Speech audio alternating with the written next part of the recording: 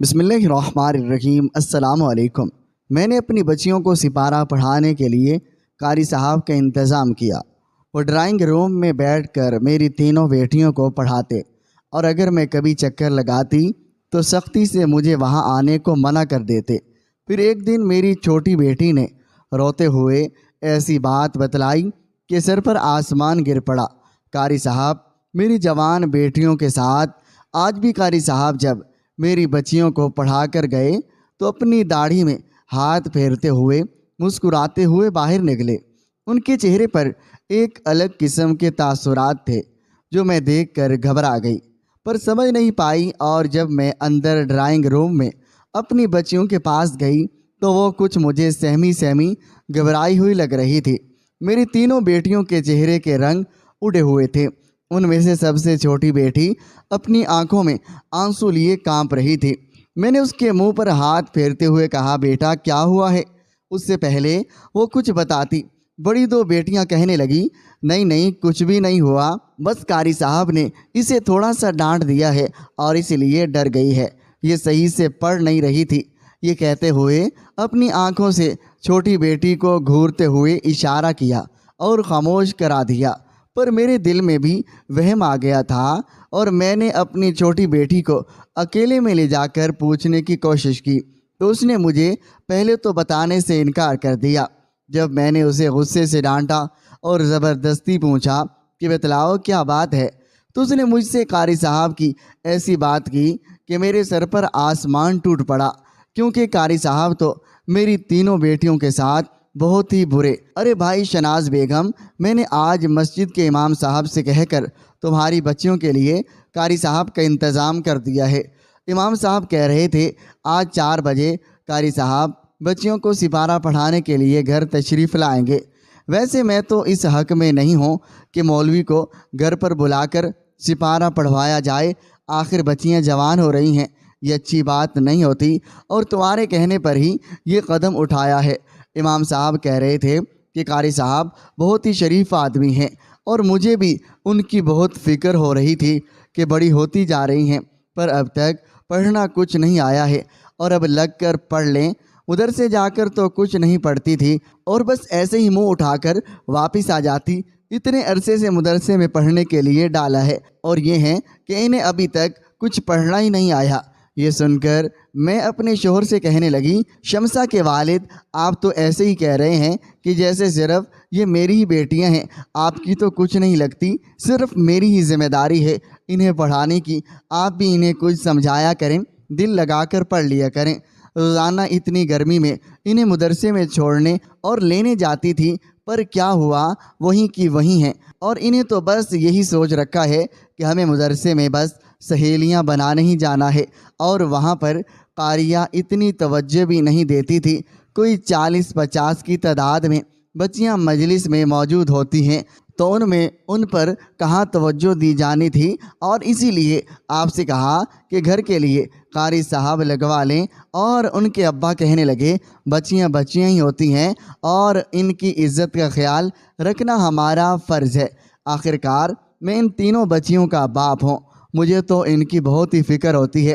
دیکھ لو شناز بیگم، میرا تو ابھی بھی دل نہیں مان رہا، میں تو کہتا ہوں واپس مدرسے بھیجنا ہی شروع کر دوں۔ تم وہاں کے قاریہ کو کہہ دینا کہ وہ تمہاری بچیوں پر خاص توجہ دے۔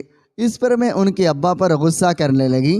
میں نے کہا، شمسہ کے ابا بس بھی کر دیا کریں، اب تو ایک بات کی ہی رٹ لگائے رکھتے ہیں کہ گھر پر قاری صاحب ان تینوں بچیوں کو جب پڑھانے آئیں گے تو خاص توجہ دی جائے گی، صرف ان تینوں کو ہی پڑھایا جائے گا۔ مدرسے میں کوئی اتنی ساری بچیوں کو ایک ساتھ پڑھایا جاتا ہے تو ان پر کوئی خاص توجہ نہیں دی جا رہی تھی، بس ہلکا پھلکا پڑھا کر بھیج دیا جاتا تھا۔ اب جب صرف یہ 3 ہی ہوں گی اور قاری صاحب گھر آیا کریں گے اور اسپیشل انہیں پڑھایا کریں گے تو ساری توجہ صرف ان تینوں پر ہی لگا کرے گی، اور اب پریشان نہ ہو۔ اور ان کے ابا کہنے لگے، شناز بیگم میں کیسے پریشان نہ ہوں، صبح 8 بجے کا نکلا، رات 10 بجے گھر لوٹتا ہوں، تم اکیلی ہوگی اور مجھے تمہاری اور بچیوں کی فکر لگی رہے گی، اسی لیے کہہ رہا ہوں، اور کوئی بات نہیں ہے۔ یہ سن کر میں کہنے لگی، شمسہ کے ابا آپ بالکل بھی پریشان نہ ہوں، بے فکر ہو جائیں، جب قاری صاحب کے آنے کا وقت ہوگا تو میں ان تینوں بچیوں کے ساتھ ڈرائنگ روم میں بیٹھ جاؤں گی۔ جب قاری صاحب انہیں پڑھا رہے ہوں گے تو میں بھی ایک طرف صوفے پر چادر اوڑھ کر بیٹھ جاؤں گی، اور جب تک وہ پڑھاتے رہیں گے میں اس وقت تک ان کے ساتھ ہی بیٹھی رہوں گی۔ آپ پریشان نہ ہوں، بے فکر ہو کر اپنے کام پر جائیں۔ میری یہ سب باتیں سن کر شمسہ کے ابا خاموشی سے تیار ہو کر اپنے کام پر چلے گئے۔ بچیوں کے اسکول سے آنے کا وقت ہو گیا تھا۔ میں نے ان کے لیے کھانا تیار کر رکھا تھا۔ جیسے ہی یہ اسکول سے آئی اور فریش ہو کر کھانا کھایا، پھر ان کے قاری صاحب کا ٹائم ہو گیا۔ آج قاری صاحب کا ہمارے گھر پر پہلا دن تھا۔ قاری صاحب گھر پر آئے، میں نے انہیں ڈرائنگ روم میں بٹھا دیا اور پھر ان کے لیے چائے کا انتظام کر رکھا تھا۔ وہ اس سب سے بہت ہی خوش ہوئے۔ پھر میں اپنی تینوں بیٹیوں کو بھی ڈرائنگ روم میں ان کے پاس لے گئی۔ اتنے عرصے سے انہیں مدرسے میں ڈالا ہوا تھا، پر انہیں ابھی تک کچھ بھی پڑھنا نہیں آیا۔ یہ ساری بات میں نے قاری صاحب کو بتا دی کہ قاری صاحب آپ نے ان پر خاص توجہ دینی ہے تاکہ میری تینوں بیٹیوں کو اچھے سے پڑھنا آ جائے۔ یہ قاری صاحب تو دیکھنے میں کچھ شریف ہی لگ رہے تھے۔ یہ بہت کم گو تھے، یعنی کہ کم بات کیا کرتے تھے، کوئی فالتو بات نہیں کرتے تھے۔ روزانہ 1 گھنٹہ میری بچیوں کو پڑھاتے اور پھر خاموشی سے چلے جاتے۔ شروع میں تو سب ٹھیک جا رہا تھا، جب تک یہ ان تینوں کو پڑھاتے رہتے میں بھی اندر ڈرائنگ روم میں وہیں پر موجود ہوتی۔ کبھی میں اندر نماز پڑھنے لگتی یا کسی نہ کسی بہانے سے اندر ہی موجود ہوتی۔ انہیں بھی میری موجودگی سے کوئی اعتراض نہ ہوتا۔ سب کچھ ٹھیک جا رہا تھا۔ میری بچیوں کے تلفظ بھی پہلے سے بہتر ہو رہے تھے، کیونکہ جب یہ پڑھا کر جاتے تو میں بھی ان کا سبق سن لیا کرتی کہ انہیں کیسا پڑھنا آ رہا ہے۔ جب ان کے ابا رات کو گھر آتے تو وہ مجھ سے روزانہ پوچھتے، شناز تم ان کا خیال رکھتی ہو نا؟ جب قاری صاحب آتے ہیں تو میں گھر میں موجود نہیں ہوتا، تو تم انہیں قاری صاحب کے ساتھ بالکل بھی اکیلا مت چھوڑنا۔ میں نے کہا، شمسہ کے ابا جتنی دیر یہ پڑھتی رہتی ہیں میں بھی ان کے ساتھ اندر ہی موجود ہوتی ہوں، اور اس پر شمسہ کے ابا بھی مطمئن ہو گئے، اور اسی طرح سکون سے 1 مہینہ گزر گیا۔ میں بے فکر ہونا شروع ہو گئی۔ اب یہ جس وقت آتے میں بے فکر ہو کر کچن کے کام میں لگ جاتی اور بچیوں کو ان کے ساتھ اکیلا چھوڑ دیتی۔ میں گھر کے کاموں میں کافی مصروف رہنے لگی۔ ایک دن میں کچن میں کام کر رہی تھی کہ اچانک میرے دل کو خیال آیا، کافی دن گزر گئے ہیں میں ان کے ساتھ نہیں بیٹھی، کیوں نہ آج بیٹھ جاؤں۔ جیسے ہی میں اچانک ڈرائنگ روم کا دروازہ کھولنے لگی تو قاری صاحب مجھے دیکھ کر ایک دم سے گھبرا گئے۔ وہ میری تینوں بیٹیوں سے کچھ بات کر رہے تھے اور وہ بھی کچھ پڑھ نہیں رہی تھی۔ جب میں اندر انہیں حیرانگی سے دیکھنے لگی کہ اچانک قاری صاحب انہیں پڑھانے لگے، کہنے لگے، اب سمجھ گئے ہو نا تم لوگ میری بات؟ تم لوگوں کو سمجھا رہا ہوں، اچھا پڑھا کرو، چلو کھولو اور پڑھنا شروع کرو۔ پھر میری بیٹیوں نے پڑھنا شروع کر دیا۔ مجھے ان پر اس وقت کچھ شک سا ہوا اور مجھے ان کا یہ رویہ بہت عجیب سا لگا۔ پھر میں نے دوبارہ اگلے دن سے اپنی تینوں بیٹیوں کے ساتھ اندر بیٹھنا شروع کر دیا۔ اب جب میں ان کے ساتھ بیٹھی، قاری صاحب کہنے لگے، باجی ایک بات کہوں، آپ برا مت منائیے گا، میں جتنے بھی گھر میں پڑھانے جاتا ہوں بچوں کی والدہ اس وقت کمرے میں ساتھ نہیں بیٹھی، اور اس طرح مجھے بھی جھجک محسوس ہوتی ہے اور میں سکون سے پڑھا نہیں سکتا۔ کہ آپ کو مجھ پر بھروسہ نہیں ہے؟ میں آپ کی بچیوں کو صحیح نہیں پڑھاؤں گا۔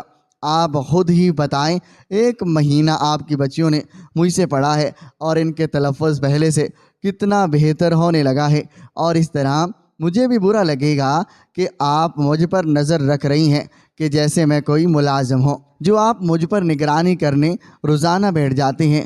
استاد اور ملازم میں بہت فرق ہوتا ہے۔ جیسے ہی قاری صاحب نے ایسی باتیں کی تو میں تھوڑا گھبرا سی گئی اور شرمندگی محسوس کرنے لگی۔ میں نے کہا، قاری صاحب آپ مجھے غلط سمجھ رہے ہیں، اصل میں ہمارے گھر کا ماحول ایسا نہیں ہے۔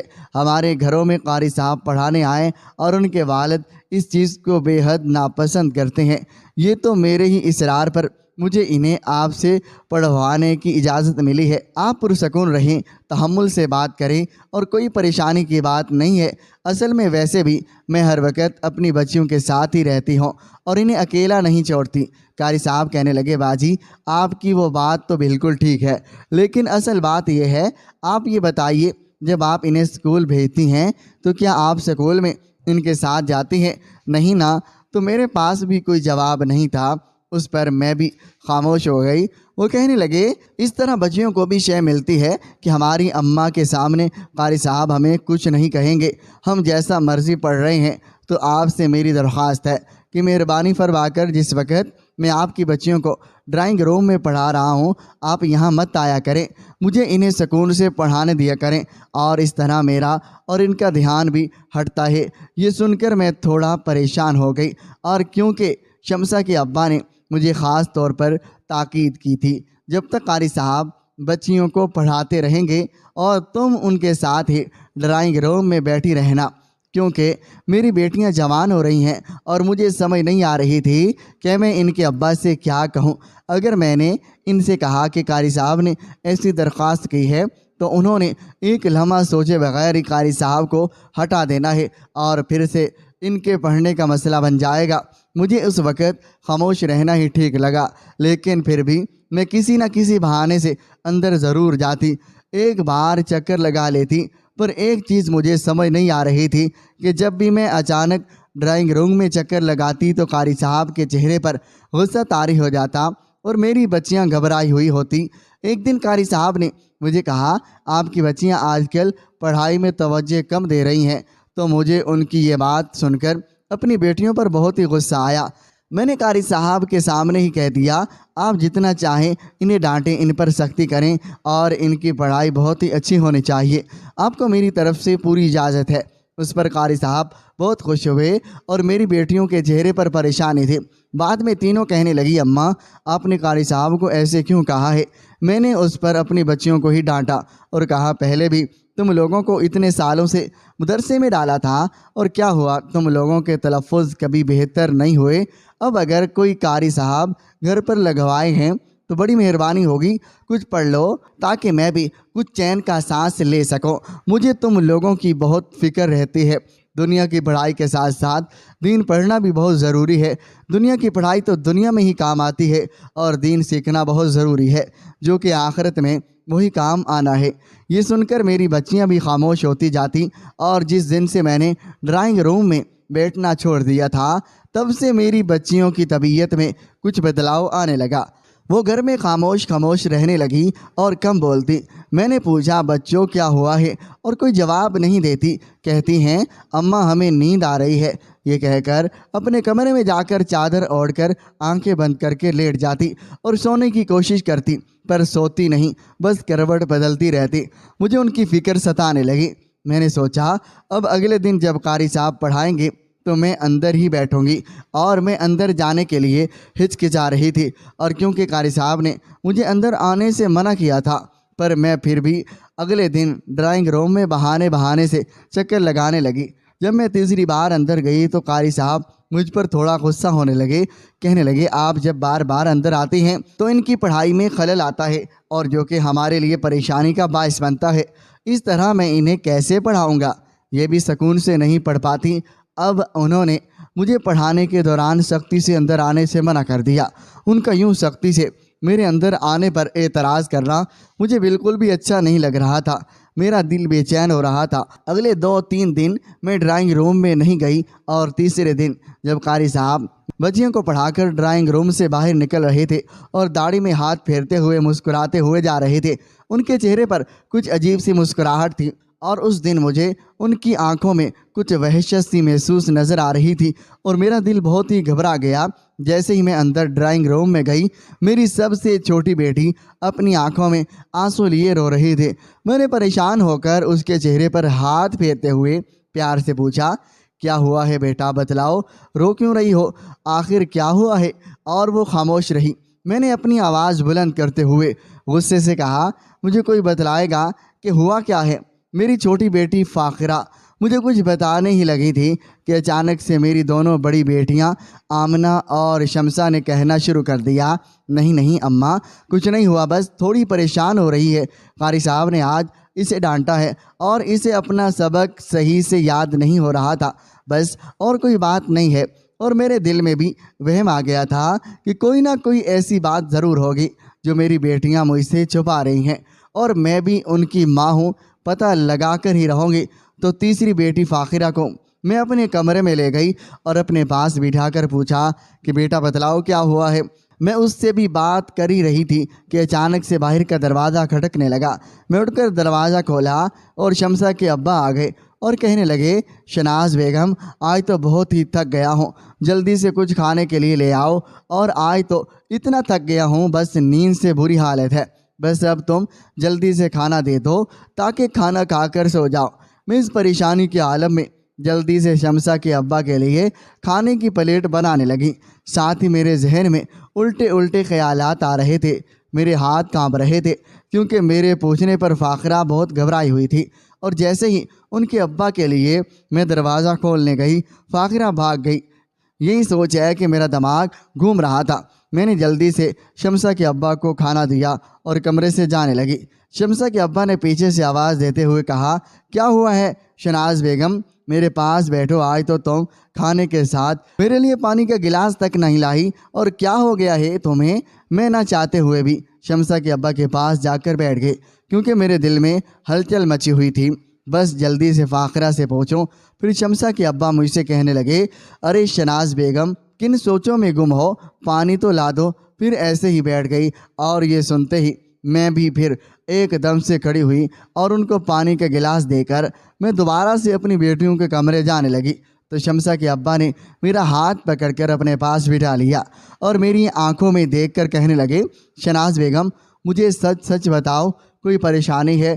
تم بہت ہی گھبرائی ہوئی لگ رہی ہو، گھر میں کوئی بات ہوئی ہے اور بچیاں ٹھیک ہیں نا؟ تو میں نے ایک دم مسکراتے ہوئے اپنی پریشانی کو اپنے اندر بھی چھپاتے ہوئے کہا، جی جی شمسہ کے ابا، بس صبح صبح اٹھ کر گھر کے کام کرنا شروع کر دیتی ہوں اور رات تک اتنا تھک جاتی ہوں، اور پھر آپ کا بھی انتظار ہوتا ہے کب آپ آئیں اور آپ کو کھانا وغیرہ دوں، اور اس کے بعد ہی آرام کرنے کا موقع ملتا ہے۔ تو شمسہ کے ابا کہنے لگے، بیگم واقعی زندگی کے کام تو کبھی ختم ہی نہیں ہوتے، خیر میں تو سونے لگا ہوں، اب میری آنکھیں بند ہو رہی ہیں اور تم یہ لائٹ بند کر دو اور تم بھی سو جاؤ۔ میں فٹافٹ اٹھی، میں نے لائٹ بند کر دی، پھر میں کمرے سے باہر چلے گئے۔ میں نے اپنی تینوں بیٹیوں کے کمرے میں جا کر انہیں دیکھا تو یہ سو چکی تھی۔ جب میں ان کے کمرے سے باہر جانے لگی تو اچانک سے مجھے خیال آیا کہ انہیں ٹھنڈ نہ لگ جائے، یہ تینوں ایسے ہی سو گئی ہیں، آج انہوں نے اپنے اوپر چادر نہیں اوڑھی۔ جب میں نے چادر نکال کر ان پر ڈالی تو میری بڑی بیٹی بخار میں ہونک رہی تھی، اور جب میں نے ہاتھ لگا کر دیکھا تو وہ تیز بخار میں تپ رہی تھے۔ اسی طرح میری دونوں بیٹیوں کو بھی بہت تیز بخار ہو رہا تھا۔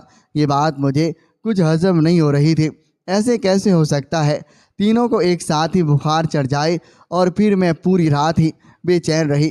اس پریشانی کے عالم میں ایک لمحہ بھی ایسا نہ تھا کہ میں سکون سے سوئی ہوں۔ جب صبح میں نے انہیں اسکول کے لیے جگانا چاہا تو تینوں سے اٹھا نہ جا رہا تھا، پھر میں نے بھی انہیں نہیں جگایا۔ جیسے ان کے ابا ناشتہ کرتے ہوئے اپنے کام پر چلے گئے تو میں ان تینوں کو ڈاکٹر کے پاس لے گئی۔ ڈاکٹر نے دوا دی۔ ڈاکٹر بھی پریشان ہو گیا یہ دیکھ کر کہ آپ کی تینوں بیٹیوں کو ایک ساتھ ہی بخار ہو گیا ہے، اور مجھے تو یہ بات خود کوئی سمجھ نہیں آ رہی تھی۔ آج میں نے ان کے اسکول سے بھی چھٹی کروا لی تھی، اور میں نے ان تینوں کو ناشتہ کروایا اور پیار سے پوچھنے کی کوشش کی کہ بیٹا، تم لوگوں کی ماں ہوں، اگر کوئی پریشانی ہے تو مجھے تو تم لوگ بلا جھجک بتا سکتی ہو۔ میری دونوں بیٹیاں تو اپنی افسردہ آنکھوں سے خاموشی بیٹھی رہی۔ ایک فاخرہ تھی جو کچھ کہنا چاہ رہی تھی، پھر اچانک سے ان دونوں نے فاخرہ کو غصے سے دیکھا اور اشارہ کر کے خاموش کرا دیا۔ فاخرہ کچھ بولتے بولتے ہی خاموش ہو گئی۔ وہ اماں، وہ قاری صاحب، اور اس کے آگے کچھ نہ بولے۔ میں نے پوچھنا چاہا، لیکن ساتھ ہی میری بڑی دو بیٹیاں کہنے لگیں، اماں آج ہمیں بخار ہے نا، تو ہم نے اسکول کی بھی چھٹی کی ہے، تو آپ ایسا کریں قاری صاحب کی بھی آج چھٹی کروا لیں، ہم کچھ آرام کرنا چاہتے ہیں۔ یہ کہہ کر تینوں ایک دوسرے کے ہاتھ پکڑتے ہوئے کمرے کی طرف اشارہ کیا، آؤ چلیں کمرے میں چل کر آرام کرتے ہیں۔ یہ تو ایسی تھی جیسے الگ الگ سی رہنے لگیں، مجھے کچھ بھی نہ بتائیں۔ اور جب قاری صاحب کے آنے کا وقت ہوا، جیسے ہی میں نے دروازہ کھولا، باہر قاری صاحب کھڑے پہلے سے ہی چہرے پر مسکراہٹ لیے کچھ سوچ رہے تھے۔ میں نے سلام کیا تو مجھے جواب دیتے ہوئے اندر آنے لگے، تو میں نے دروازے پر ہی قاری صاحب کو کہہ دیا، آج بچوں کی طبیعت خراب ہے، انہیں بخار ہو رہا ہے، آپ آج چھٹی کر لیں۔ یہ سنتے ہی قاری صاحب تو مجھ پر بھڑک اٹھے اور کہنے لگے، ارے باجی آپ بھی بہت ہی عجیب ہیں، آپ کی بچیاں بہانے بناتی ہیں، بھلا ان تینوں کو ایک ساتھ کیسے بخار ہو سکتا ہے؟ یا پھر آپ نے انہیں خود ہی سر چڑھا رکھا ہے؟ اتنی چھٹیاں کروائیں گی تو یہ اپنا سبق بھول جائیں گی۔ میں نے کہا، قاری صاحب میں نے آپ کو اتنے عرصے میں صرف آج ہی تو چھٹی دی ہے نا۔ ہاں روزانہ بچیاں پڑھتی ہیں، اگر ایک چھٹی کر لیں گی تو اس میں کیا ہی برا ہے؟ اور قاری صاحب تھے جو ماننے کو تیار ہی نہ تھے، وہ تو جیسے ایک دم سے بے چین ہو گئے، ان کا بس نہیں چل رہا تھا کہ مجھے دھکا دے کر اندر ہی آ جائیں۔ وہ غصے سے لال ہوئے جا رہے تھے، کہنے لگے، آپ کی بات ٹھیک ہے، انہیں بخار ہے، پر 1 گھنٹے پڑھنے سے کیا چلا جاتا ہے؟ چلے اگر آپ کہتی ہیں تو میں آج آدھا گھنٹہ ہی پڑھا دیتا ہوں، اور اس طرح وہ اپنا سبق بھول جائیں گی۔ اب تو مجھے بھی ان کی باتوں پر غصہ آنے لگا، میری پریشانی میں مزید اضافہ ہونے لگا۔ آج تو قاری صاحب جیسے مجھے بہت ہی برے لگ رہے تھے، مجھے کوئی سمجھ نہیں آئی۔ میں نے جلدی میں ان سے جان چھڑانے کے لیے کہہ دیا کہ اصل میں ان کے ابا بھی آج گھر پر ہیں اور وہ اپنی بچیوں کے ساتھ وقت گزارنا چاہتے ہیں، اور آج رات ہمارے گھر پر دعوت بھی ہے، اور اسی لیے آج چھٹی کر لیں۔ جیسے ہی قاری صاحب نے ان کے ابا کا نام سنا تو ایک دم گھبرا سے گئے اور کہنے لگے، اچھا باجی چلے ٹھیک ہے، میں پھر کل ہی آ جاؤں گا، چلو ٹھیک ہے، اور اللہ حافظ یہ کہہ کر قاری صاحب فٹافٹ وہاں سے چلے گئے۔ میں نے بھی بڑی مشکل سے بہانہ بنا کر اپنی جان چھڑوائی تھی، پر اب میں نے تو ٹھان لی کہ میں پتہ لگا کر ہی رہوں گی آخر ماجرا کیا ہے۔ میری بچیاں ایسا رویہ کبھی بھی نہیں رکھتے تھے، اب تو مجھ سے بالکل بھی صبر نہیں ہو رہا تھا۔ میں نے دیکھا میری دونوں بیٹیاں آرام کر رہی ہیں اور فاخرہ ایک طرف خاموش بیٹھی کچھ سوچ رہی ہے۔ میں نے جلدی سے فاخرہ کا ہاتھ پکڑا اور اپنے کمرے میں لے جا کر کمرے کا دروازہ اندر سے بند کر لیا اور اسے بیڈ پر بٹھا کر پوچھنے لگی۔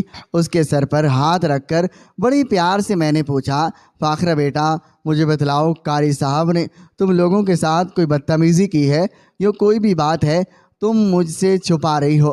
مجھے سب بتلاؤ، ڈرو نہیں بیٹا، میں تمہارے ساتھ ہوں، تمہاری ماں تمہارے ساتھ ہے۔ یہ سنتے ہی فاخرہ گھبرانے لگی پر کچھ نہ بولی۔ پھر مجھے غصہ آنے لگا، میں کہنے لگی، فاخرہ مجھے کچھ نہیں بتاؤ گی؟ فاخرہ نے صاف انکار کر دیا اور رونے لگی۔ اب تو میرا دل اور بھی پریشان ہونے لگا، نہ جانے کیا ہوا ہے میری بچیوں کے ساتھ۔ میں نے فاخرہ کو تھپڑ مار کر ڈرانے کی کوشش کی۔ فاخرہ کہنے لگی، اچھا اماں مارنا نہیں بتاتی ہوں۔ میری سب سے چھوٹی بیٹی فاخرہ نے مجھے پھوٹ پھوٹ کر روتے ہوئے ایسی باتیں بتلائی کہ میرے سر پر آسمان ٹوٹ پڑا۔ میرا دل کر رہا تھا کہ میں قاری صاحب کا سر پھاڑ دوں۔ مجھے قاری صاحب پر بہت ہی غصہ آ رہا تھا۔ قاری صاحب میری جوان بیٹیوں کے ساتھ بدتمیزی سے پیش آتا، پھر غیر ضروری رویہ اختیار کرتا۔ شروع میں اس نے میری بیٹیوں کو بڑی ہی تمیز کے دائرے میں رکھ کر پڑھانا شروع کیا، اور جیسے جیسے قاری صاحب نے ہمارا اعتماد حاصل کیا، مجھے لگا یہ ایک شریف آدمی ہے جو لوگوں کے گھروں میں جا کر بچیوں کو دینی تعلیم دیتا ہے۔ لیکن میں کیا جانتی تھی کہ ان میں کچھ ایسے بھی ہوتے ہیں جو بچیوں کے ساتھ جو بد اخلاقی والا رویہ اختیار کرتے ہیں۔ وہ میری تینوں بچیوں کو بلا وجہ سبق سنتے ہوئے ہاتھ پکڑنے لگتا اور کبھی شاباشی دینے کے بہانے سر پر ہاتھ رکھتا اور بازو پکڑ لیتا۔ جیسے میں کمرے میں آتی اور ایک دم سے پیچھے ہو کر بیٹھ جاتا اور میری بچیوں کے ساتھ الٹی باتیں کرنے کی کوشش کرتا اور ساتھ میں انہیں ڈراتا، اگر تم نے اپنی والدہ سے کچھ بھی کہا تو میں تم لوگوں کو بہت ماروں گا۔ انہیں گندی نظروں سے دیکھتا، گندے اشارے کرتا۔ بچیاں ہر وقت گھبرائی اور سہمی رہتے تھے اور ایسی باتیں وہ مجھے بتانے سے کتراتی۔ اور فاخرہ نے مجھے روتے ہوئے بتلایا کہ اماں قاری صاحب کی نظر بہت ہی گندی ہے، وہ ہمیں عجیب قسم کی نگاہوں سے دیکھتے تھے، پر ہمیں سمجھ نہیں آتی تھی کہ ہم آپ کو کیسے بتائیں۔ فاخرہ کہنے لگی، اس دن جب آپ اچانک کمرے میں آ گئی تھی، اس سے پہلے قاری صاحب میری غلطی نکالنے کے بہانے سے میرا کان کھینچ رہے تھے، ساتھ ہی ان کا ہاتھ میری گردن پر لگ رہا تھا، تو میں گھبرا رہی تھی اور رو رہی تھی، اور انہوں نے کہا کہ اگر تم نے اپنی والدہ سے کوئی بھی بات کی मैं इतनी ज़ोर का थप्पड़ मारूंगा कि तुम सीधी हो जाओगी। हमसे बड़ी ही बद इखलाकी के साथ बात करते और भी बहुत उल्टी उल्टी सी हरकतें करते, और पर तो हम लोग दुपट्टा ओढ़े पीछे होते और अपने आप को संभाल लेते थे, पर वो हमें ऐसे ऐसे घूरते थे, हमारा दिल कांप उठता था। हम कहाँ जाते, वो अक्सर हमसे कोई गंदी बातें करने की कोशिश करते तो हम अपना ध्यान अपनी पढ़ाई की तरफ लगा लेते। जब उन्होंने आपको कमरे में आने से सख्ती से मना कर दिया था, तब भी वो कोई ना कोई बहाना बनाकर कभी मेरे हाथ पकड़ते, वो भी शमसा का तो कभी आमिना का, और हमें ये बात उनकी बिल्कुल अच्छी नहीं लगती थी। एक बार शमसा ने कहा, कारी साहब आप हमारा हाथ ना पकड़ा करें। उस पर कारी साहब ने ज़बरदस्ती शमसा का हाथ पकड़कर कहा, बेटा मैं तुम्हारा उस्ताद हूँ, मेरे आगे ज़बान दराजी मत करो, और उसे इतनी ज़ोर का थप्पड़ मारा और आमना के सर पर भी थप्पड़ मारा कि उसका सर चकराने लगा, और मेरा भी इतनी ज़ोर से कान खींचा कि मेरे कान में दर्द थी, और पर मैंने आपको नहीं बतलाया, और अंदर ही अंदर तीनों घुटते रहे और भी बहुत सी उल्टी सीधी हरकतें करने की कोशिश करते, पर हम उनसे संभल जाते, दूर हटने की कोशिश करते। जब भी कारी साहब हमारा हाथ पकड़ते, हम उनसे अपना हाथ छुड़ाने की कोशिश करते, और वो ज़बरदस्ती हमारा हाथ ना छोड़ते और हंसने लगते, और जब हम रोने लग जाती तो कहने लगे, अच्छा अच्छा खामोश हो जाओ, तुम्हारी वालदा अंदर आने वाली होंगी, खबरदार जो उनसे कुछ भी कहने की कोशिश की। मैं तुम तीनों के बारे में पूरे मोहल्ले में बताऊंगा कि तुम लोग बदतमीज़ हो। और मेरी सबसे छोटी बेटी फाखरा ने कारी साहब की असलियत बताई तो मेरा खून खौल रहा था, पर मैं बेबस थी। आज मुझे अपनी गलती का एहसास हो रहा था कि शमसा के अब्बा ने मुझे समझाया था कि कारी साहब को बुलाकर उन जवान बेटियों को पढ़वाना बिल्कुल भी मुनासिब नहीं है, पर मैं ही थी जो अपनी ज़िद पर अड़ी थी। मुझे कह भी रहे थे कि शनाज बेगम तुम इन्हें मदरसे में ही कारिया के पास पढ़ाओ और उन्हें जाकर कह दो कि उन पर ख़ास तवज्जो दे। इसलिए कहते हैं ना, एक वालिद अपनी बेटियों की इज़्ज़त की हिफाजत के लिए ही ऐसे फ़ैसले करते हैं जिनमें उनके लिए बेहतरी होती है। आज मुझे अपनी गलती का एहसास हो रहा था। मैंने पहली फ़ुर्सत में कारी साहब को हटा दिया और अपनी बच्चियों को वापस मदरसे में भेजना शुरू कर दिया।